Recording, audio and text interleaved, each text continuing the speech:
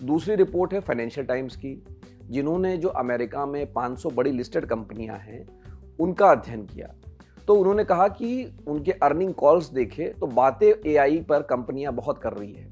लगभग 40% जो कॉल्स हुए उसमें एआई का जिक्र जरूर था, लेकिन कंपनियां जब इसको लागू करने की बात आ रही है तो डर रही है, हाथ खींच रही है, उसको इसमें कुछ बहुत ज़्यादा फायदा नज़र नहीं आ रहा है। तो आपको याद होगा जब करीब 3 साल पहले ओपन एआई ने चैट जीपीटी लॉन्च किया और उसके बाद एक तरह से होड़ मच गई टेक्नोलॉजी कंपनियों में कि कोई पीछे नहीं रहना चाहता था इस एआई के खेल में, तो इसलिए बिलियंस ऑफ डॉलर्स का इन्वेस्टमेंट हुआ और ये बहुत बड़ा एक क्रांतिकारी चैटबॉट था। जनरेटिव एआई का एक उपयोग क्या कर सकते हैं वो समझ में आया, लेकिन उसके साथ साथ एक और बात चलने लग गई थी कि भाई एआई हमारी और आपकी नौकरी खा जाएगा, और इसके उदाहरण भी हमें मिले हैं।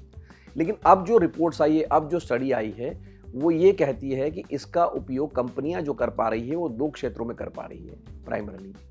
पहला क्षेत्र है कस्टमर केयर, कि चैटबॉट जो ग्राहक है उनके सवालों के जवाब दे रहा है, आधा काम कर दे रहा है, कई बार पूरा भी काम कर दे रहा है, या अगर यहाँ तक कि फ़ोन कॉल भी चैटबॉट या एआई जनरेटेड वॉइस के ज़रिए वो इस्तेमाल उसका हो रहा है। दूसरा उसका जो इस्तेमाल हो रहा है वो कोडिंग के लिए हो रहा है। कोडिंग मतलब जब आप सॉफ्टवेयर लिखते हैं तो उसके लिए कोड लिखना पड़ता है, तो कोडिंग भी ठीक ठाक जनरेट कर ले रहा है एआई।